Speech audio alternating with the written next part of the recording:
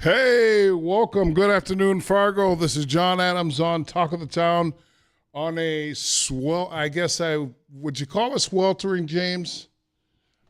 That's a good word for it, I would say. I know it's awfully muggy out there, and it looks like we might get a little rain. My guy who does my landscape has informed me that I'm a very, very poor grass keeper. I think I'm raising more hay than anything else. But, Sounds like my yard.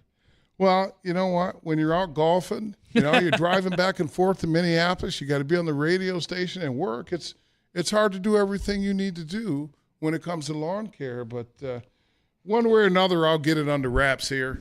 So I have a great show coming up. I'm going to have Charles Ansa on. He is a leader in the immigrant community, he owns a number of different businesses, and he is a community activist. And I have some big news coming up in regard to him later on in the show. He'll be joining us shortly. But let's talk about the news and review. So last week, Kamala Harris, maybe it was 2 weeks ago, became the Democratic nominee for president. And it's interesting to me that along the way, I had some thoughts about how things might play out. And I said as much. I alluded to it last week. And what I've noticed is it's not even mudslinging. It borders on straight vitriol, the things that are being said about this woman. Now, I have Trump friends, and I've asked them about it, and their response has been, well, have you heard the things that they've said about Donald Trump? And I think it's interesting that this is the best thing that our political leaders have to offer us is just this, in some ways, it's just hate. And supporters are okay with that. I have a couple friends that are Trump's. Well, one in particular, he'll remain nameless because I respect him too much for you guys to call him and beat him up. But he's okay with it. He says this is politics and politics is dirty. And my question is, when do we as Americans say enough is enough? I've listened to a couple of Donald Trump's rallies, and I'm trying to figure out what is this guy standing for. I haven't heard him say much, but I've certainly heard him say a lot about his political rival. When are we going to start talking about accountability? For instance, I believe he has a platinum plan. And as I've said, we should demand that our politicians say what they're going to do. Put your plan out there. Let us know what you're going to do as president. Let us make an informed choice. But it's exhausting. It's exhausting, so much so that I don't turn on the TV. I shut down social media for the weekend as much as I could. By the way, I had a pretty good weekend golfing, but I also had a monumental collapse in the tournament that I wanted to win the most. But, hey, that's life. These are first world problems for Mr. Adams, and I'm okay with that, James. But I was trying to think of what is the best way to start this show.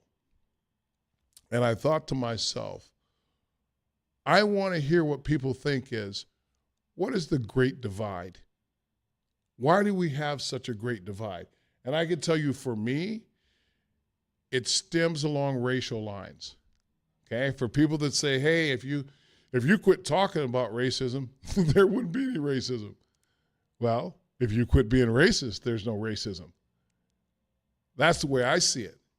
But I did find one thing that Donald Trump is hot on, and that's 100% immunity for law enforcement. Okay? So that means something happens, they have 100% qualified immunity from prosecution. Now, it's interesting that he would espouse that point when we have a lady named Sonia Massey that was killed. I believe it was Texas. I could be wrong. I don't remember the state. But I want you guys to do your homework and see how this lady was killed by police, okay? Unarmed. And then compare that to police officers being able to get 100% qualified immunity. In my community, it's very hard to fathom. I mean, we already feel like we can be killed or imprisoned without impunity, without due process. And for people that say that's not true, all we have to do is look at the number of Trumpers that are saying that Trump's 34 convictions, he was railroaded. Well, hey, we can identify with being railroaded. So when we look at the political system and we look at the climate of things, I find it interesting when he's railroaded, people come out en masse. When we're railroaded, we need to be better citizens. We need to not commit crimes. It's amazing how the needle shifts from one way or to the other. But you know what? This is America, and this is where we live. And like it or not, I have to do what I have to do. And for me, I find it best just not to commit crimes wherever possible, and not put myself in a situation. But it's funny because even when we don't put ourselves in a situation, we have some police officers that will come into your house and shoot you. So, Sonia Massey is her name. Rest in peace. I want you, as listeners, to go Google search how this woman died, and then get back to me on how racism and things in the United States are getting better for black people and minorities. I can tell you just the uptick since I can't say her name to save my life. VP Harris, we'll call her that. Maybe I can remember that. Since VP Harris has become president, look at just the pure vitriol and the way that people are talking about her. Like she's not even a human being. And people are proud of it. There are people that are proud of the way they're acting towards this woman. I mean, it's not as bad as Obama when he was consistently hung in effigy, and at rallies people would do the monkey chant. But we don't, golly, can you believe this? What type of guy would have his phone on while he's on the air? James, it's just a matter of time before they get rid of me, I'm telling you. Man, the professionalism right there just went down. Trash, 200% trash. Maybe that was the Lord telling me, hey, get off this topic. You're getting a little heated. But listen, we need to talk about these things. My friends, people that call me my friends on a daily basis, I hope you understand how I feel. I hope that you would empathize with my position and not call me a snowflake or a victim, because these things are actually happening to me in real time. You don't have to tell me about the 60s. It's happening to us right now. So, to me, I want people to open their eyes. I want people to see what's happening. The beautiful thing is this is a perfect lead-in for what is going to come later in the show. But I wanted to talk about this because this is what I see. And I see our political machine as keeping us divided, okay? I had somebody tell me last week, hey, you know what? You're too in the middle. You need to stir it up. You need to be controversial. You need to stand for something. And I'm going to tell you right now, my position is this. Depending on the issue, I'm conservative. Depending on the issue, I'm liberal. But I'm not all one thing or the other. So if you want to pigeonhole me as down the middle, that's fine. I don't care. But understand that we're having things happen in the community. And I said we're at critical mass right now where nobody's listening to anybody. At least my friends and I are able to have dialogue. We might yell and scream at each other and call each other foolish and ignorant and stuff like that, but it's dialogue. And I've heard some things that I don't like, but I've also heard some things that I've taken away that are positive. And that's the beauty of dialogue. We don't have to agree, but there's some positivity to be had in conversation. Because at the end of the day, I can tell you this. If we don't come together as citizens, I don't care who's in office, we get what we get. And right now, with the great divide, I can assure you that what's coming next, whatever happens after the election, if we don't make informed decisions, it's going to cost us. So with that, we're off and running. I'm going to have Charles Ansahan in the next section here. And what we're going to do is we're going to introduce something that I hope people get excited about and get behind, because for me, it's all about putting your money where your mouth is, okay? Anybody can get on the radio and talk about it, but are you going to be about it? And in my year of being on the radio, I recognize that maybe I need to do something myself. I think that I have a great platform, and I thank Steve and Scott for giving me this opportunity. But at the same time, I've been meeting with community leaders in various capacities, trying to figure out how we can continue to make Fargo a great place to live. And so the gentleman that's coming on, he has a platform that reaches all the way across the globe. And he is passionate about the community. He loves Fargo. And he and I are collaborating on something that I think that is going to help us move our community forward, because it's going to be a different take on age-old problems. So James is looking at me like he wants to say we're up against a break. So when we come back, I'm going to introduce Charles Hansa and friend, and we're going to talk about the positivity of this Fargo-Moorhead community. If you want to call in, the phone number 701-293-9000.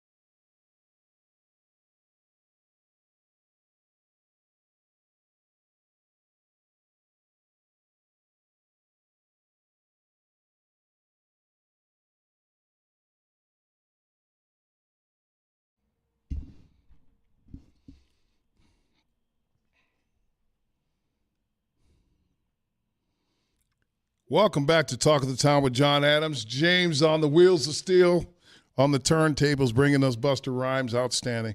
So during the break, we have a caller that called in, and I'd like to get to him right now. Is it? I almost said Charles. Go ahead, caller. Yep, go ahead, Tom. Yeah, just wanted to get your opinion on the primaries. The Republican side elected Trump. Mm-hmm. Democratic side elected Biden, but nobody voted for elected Kamala.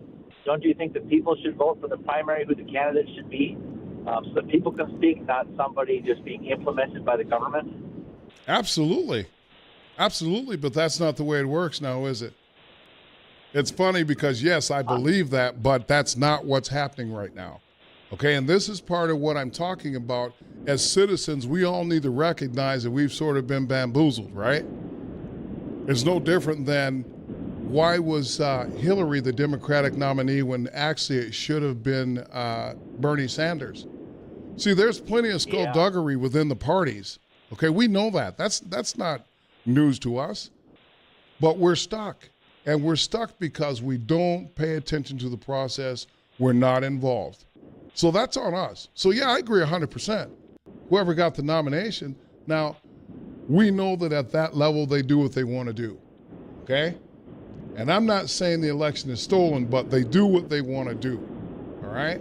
Now, to me, I just think you should have the popular vote. Eliminate the Electoral College, and let's go from there. What do you think about that, Tom? I don't know the laws behind it, but they did stick Kamala in with no votes. I know they did what they did, but I'm not a political expert.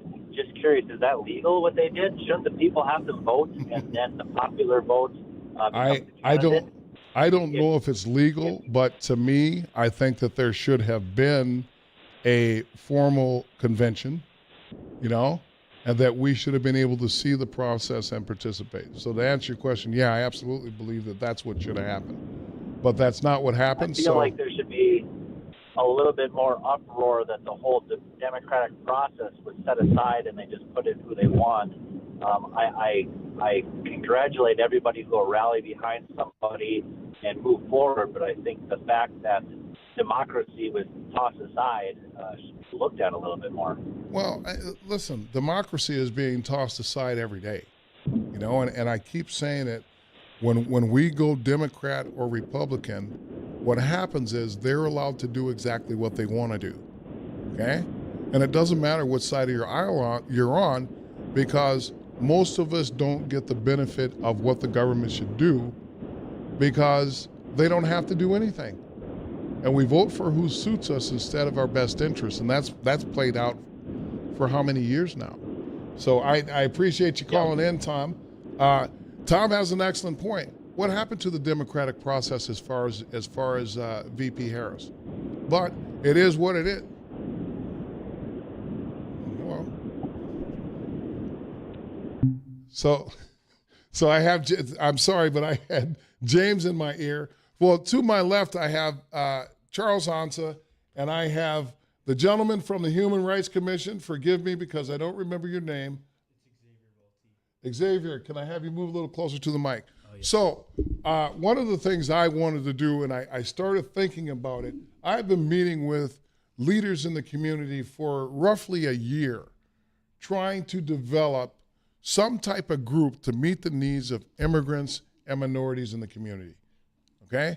And I'm not talking about a group that is going to go to the city commission and make demands.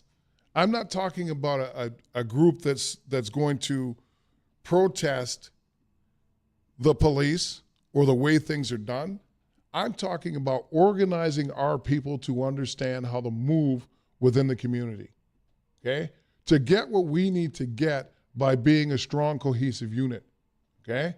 Right now we have, and I will just say that most minority and immigrant communities live in silos, meaning that we live, work, and play in our own little backyards, even though we're part of the bigger group, which is the Fargo-Moorhead community. Well, our goal, and I will tell you right now, the group will be called the Coalition. And what we're doing is we are looking to bring all communities together, people of color, immigrants, okay? We want to build a coalition where people can find information, whether it's job, whether it's education, whether it has to do with the legal system, rent, anything you could think of that might be something that people don't know. We are gathering together community leaders within a community. So now you have to ask, well, who picked the community leaders? Well, right now it's me and Charles Hansa, okay? And we are going to go to each community and we are going to ask, who wants to be involved? Who wants to help move the needle forward, okay? That's all we're going to do is we're going to ask for community involvement. Because at this point in time, we need to do that. I've said it before. I don't think the government works for the people. But we see groups come here and we see them do great things, okay? But they act as a cohesive unit. And so that's what we're trying to develop in the Fargo-Moorhead community. You know, I know particularly in the schools when it comes to young people, there's a cultural divide that exists that's not anybody's fault.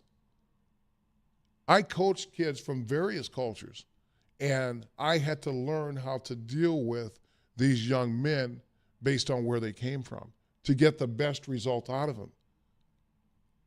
That doesn't exist within our schools, and that's where we're going to start is with our young people.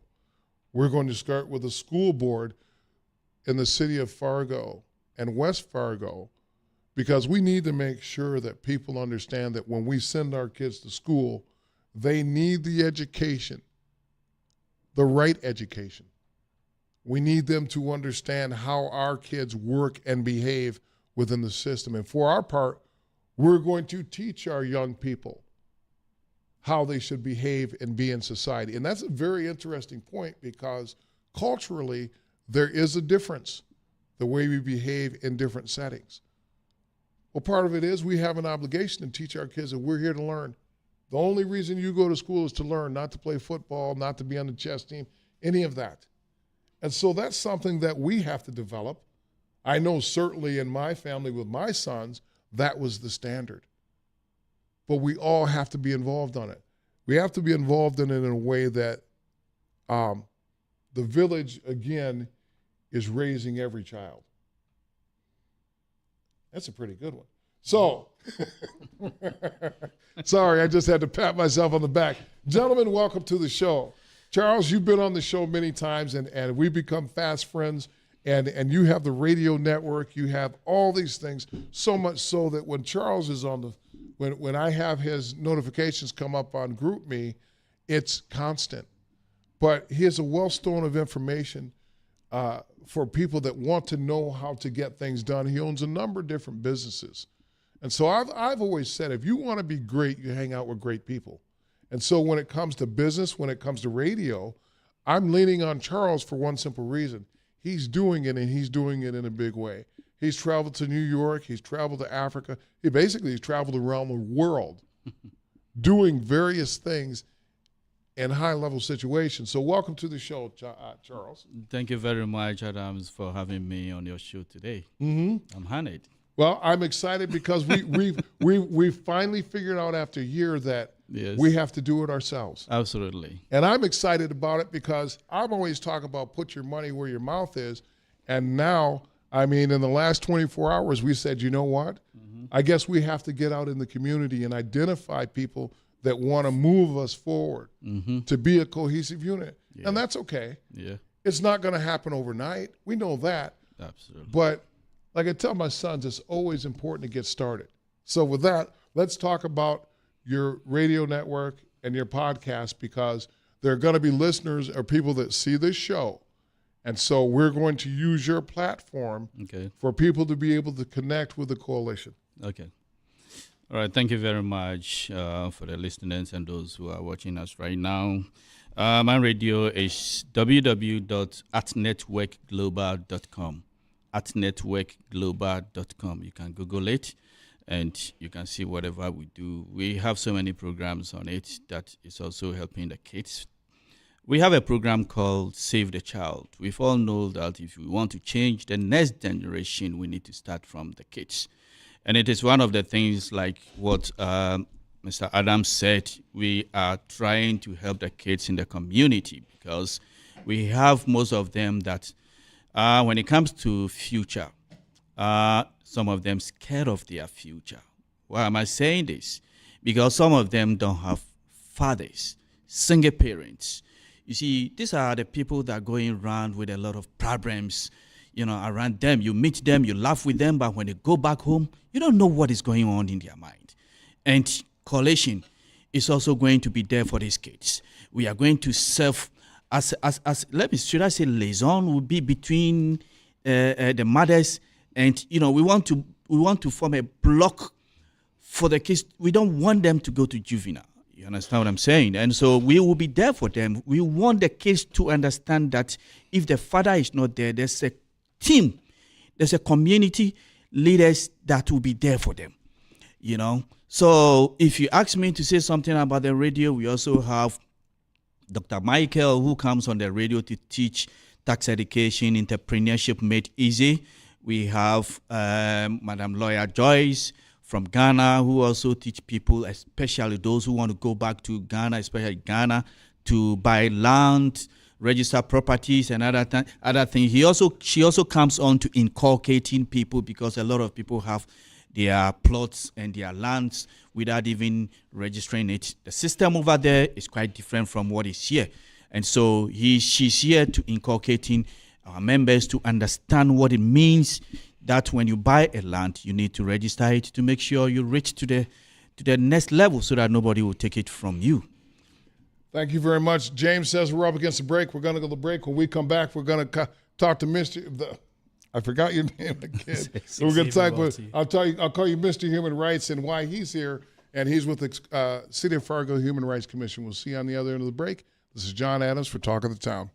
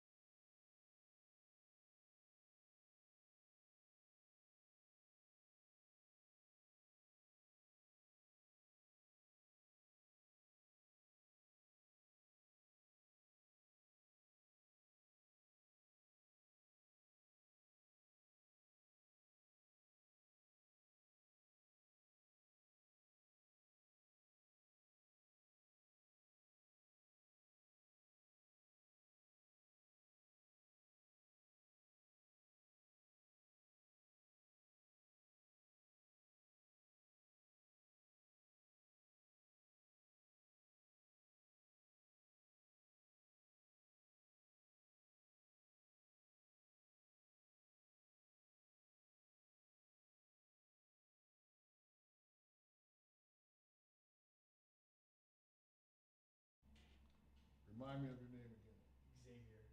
Xavier? You can call me Alex. Welcome back to Talk of the Town with Jon Adams. As you can hear, my voice is a certain amount of levity because the cat's out of the bag with what we're hoping to do with our big venture called the Coalition. Now, when you start, and right now, we don't have a 501(c), we don't have this, we don't have anything but an idea.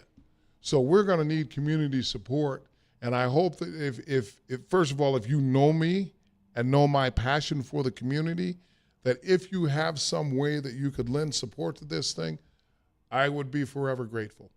But one way or another, we are going to start reaching out to communities, and we're going to make this thing happen because we have to.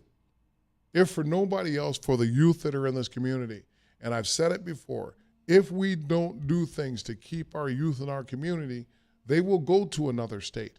We will lose talent. Right now, we have a 2-3% unemployment rate. We have a hard time keeping people, and there are plenty of jobs here. Well, we have to think about these young people and what their needs are so that they want to be in Fargo, so that they want to be in the community.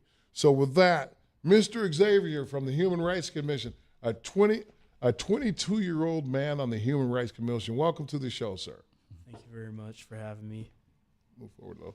So I'm excited now because I found out you were 22, and right now, people are salty about your generation because they feel like you guys aren't hardworking, you guys aren't this, you guys aren't that. But here you're 22 years old, and you threw your hat in the ring to be on the Human Commission because it's not easy. So tell us a little bit about why you did that. Just some context about my life. I'm the oldest of 8, so I've kind of just had to sort of like grow up a little faster. Human rights has always kind of been a passion of mine in terms of, just helping people and kind of understanding why some people don't have that motivation or drive to move forward and build a life that they may have dreamt in the past or may have or may still want. And so a lot of my human rights activism has primarily been focused on real estate as of recently, and it's in the aspect of like building the crutch for people so they can move forward with their life, kind of understand investing in this country, especially in a society that isn't teaching us how to invest properly or even how to, manage money. And they're not preparing us for what is coming. What's coming? I dabble a lot with AI. So I do AI videography, pretty much a lot of my work, and that's what's made my work a lot easier. Not, I guess I put more stress on myself now because I can do more now with AI. Right. But, what they're not really focusing on is the aspect of these robots can pretty much do the mundane tasks that we basically go to college for. Right. And, it's a reality that I think a lot of people aren't wanting to accept or even wanting to even comprehend just because it's like, wow, what do I do now? Like the whole paradigm, where do I go now if I can't go to college or if I don't have this person telling me that this is what I can do because they gave me a piece of paper. And, I think now we're at a new breaking point in terms of being able to create a new sort of like life for yourself based on like what your skill sets are, based on like what you truly believe inside. And the AI is all, it's all centered around it. You can do so much with it now and people aren't quite understanding that. But, going back to human rights, that the job aspect with this is that you're not going to be able to, I don't know. It's difficult to say. It's difficult to talk about. Yeah. But so what I'm hearing you say is AI has allowed you to be involved in the community more. Pretty okay? much, yes. And now yes. you're getting into, and it's a lot like Charles and I talk about, when you start talking about people's needs and you start talking about wanting to help people, you've got to create a platform, right? Yes. You got to create a paradigm that's acceptable to them. And that's the tough part about being in human rights, because how do you help people that maybe don't want to be helped? Second, don't see the benefit of your help, or see you as being a busybody or a know-it-all, right? Yes, sir. And that's where I'm struggling as a young man in Fargo, North Dakota. Not the idea of what you can and can't do has kind of been placed in boxes, and I'm trying to break out of these boxes, and it's I'm going to interrupt you. So one of the things that's happening right now, everybody's been told they have to go to college, even with an idea of what they want to do in college. And now, like you said, with AI and automation, a lot of jobs are going to shift, right? And so for you haven't been taught how to shift, which you should have learned in high school, right? I like to call it the pivot. Something's not going right, you have to pivot, right? And so you're 22 years old. I understand what you're saying. It's hard to see where those things line up. But here's the great thing that I can tell you about you. Your eyes are wide open. And because now you have this extra time because of AI, you're going to figure it out. That's the beauty, is the human mind. Anything that you think about in your brain, you can conceive. So you guys know who Terrence Howard is? Yes, sir. Okay, so now he has a totally way out theory, right? And just like Einstein of Einstein's day, the number of people that I had said Einstein's theory of relativity was garbage, Terrence Howard is going through the exact same thing. Homework for this week, look up Terrence Howard and see what he says about our system, and 1 times 1 is not 1. It is absolutely amazing. So I want you guys, but this is it. And so we're at an interesting point in society. And so for your generation, the confusion comes is, well, what exactly am I supposed to do, right? Because you haven't been taught, so you're 22 years old. Are you going to school? No, you said you're in realty. So I did go to UND for a year, but during that year, it was during COVID, being stuck in a dorm all day and then only having one in-person class to go to really just opened my eyes up on, like, That's tough. Yeah, like, why am I paying $28,000? Yep. My teachers are in halfway across the country. So real estate was my other option, and I've been doing that now for about 3 years. Are you good at it? Yes, I would say so. I would say I am a good realtor. I mean, it is, there's ups and downs, and it's a commission job. So it's a tough. Listen, man, I've worked for a commission only, and that's when you know how to work. Okay, when you know either you sell or you don't, means you either eat or you don't. You learn how to sell. Yes. So to continue on now, we have someone's on the Human Rights Commission. We have Charles on. So we're talking about the fact that we are looking at our community inwardly. And I have these two gentlemen on the show because we want to take it out of the hands of society. And what I mean by that is we want to develop a group that teaches people how they can have self-determination.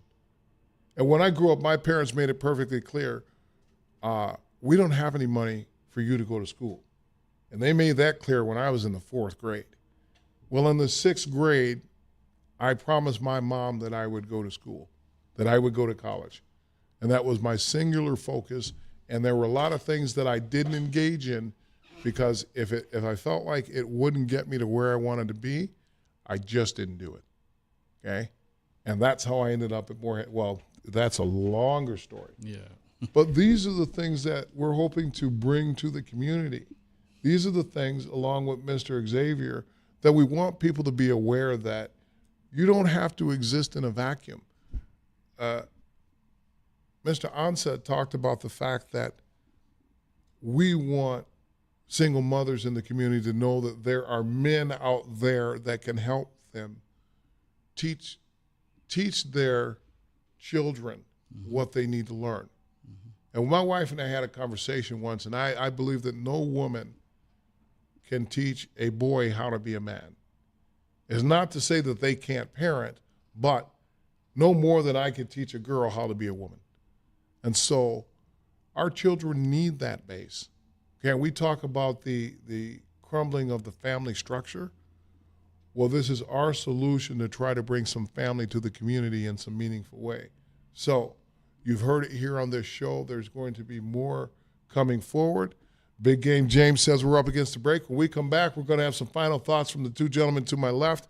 We're going to talk about some other things. And guess what? Football season, preseason is off and running. So you know I'm excited. We'll see you on the other end of the break.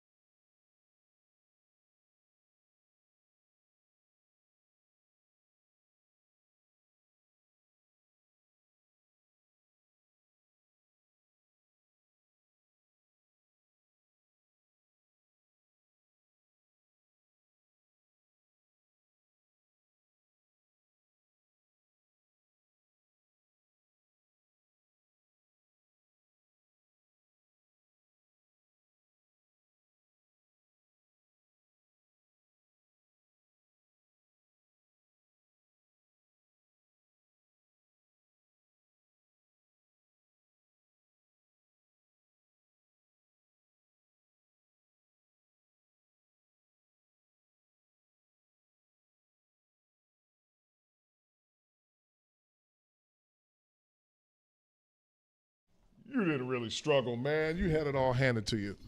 Welcome back to Talk of the Town with Jon Adams. It's been an interesting hour. I started off ranting about politics and our not being, let's call it political apathy, okay?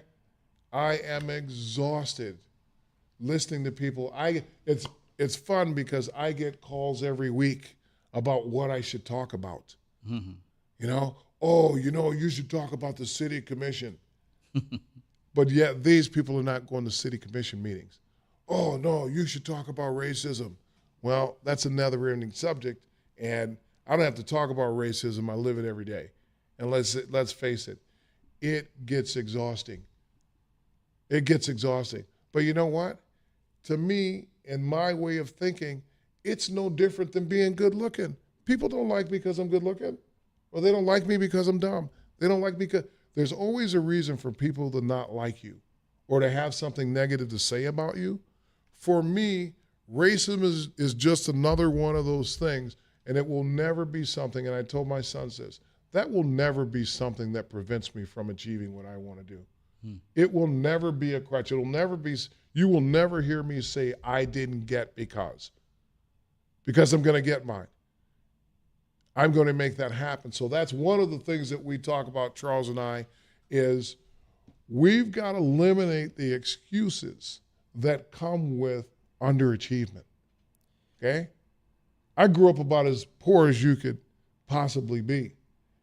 Charles, coming from Ghana, I don't know what your situation was, but I don't know where you grew up or how you grew up, but I can guarantee you your circumstances are better now, Oh, yeah. right? And it all comes down to this. Do something that means something for where you want to be. And so when I hear people complaining about Trump or they complain about the government, sorry. I managed to be successful under all the stuff that you've been successful under. What's the difference? And I don't care if you're white, black, purple, or blue. You have to eliminate those excuses, okay? It drives me crazy when people say, oh, I can't. No, you choose not to. And I think that's one of the problems that we have in society is that people won't be accountable in a way that makes them get to where they want to be. So, we're hoping that we can bring some accountable to our community, as well as everything in life is a learning experience. Yeah. There are a lot of people in this town that have probably never sat down with the brothers or an immigrant. Mm-hmm. So it's about learning. My preconceived notions, as I've talked about farmers, it was offensive to most of my friends because I'm from the city, And so I had to learn about them, and the farming community is amazing to me because you talk about some hardworking people. Holy cow. The things that it takes to run a farm. I hear, people poo-poo on farmers because they get new equipment, they get all this, they get all of that, but they're also the people that feed our nation. Yeah. Okay? So if they get a new truck every year, I don't care as long as we got steaks in the grocery store, right? They provide food, And so, but they're hardworking. They're up. God, I almost sound like Trump. They're hardworking people.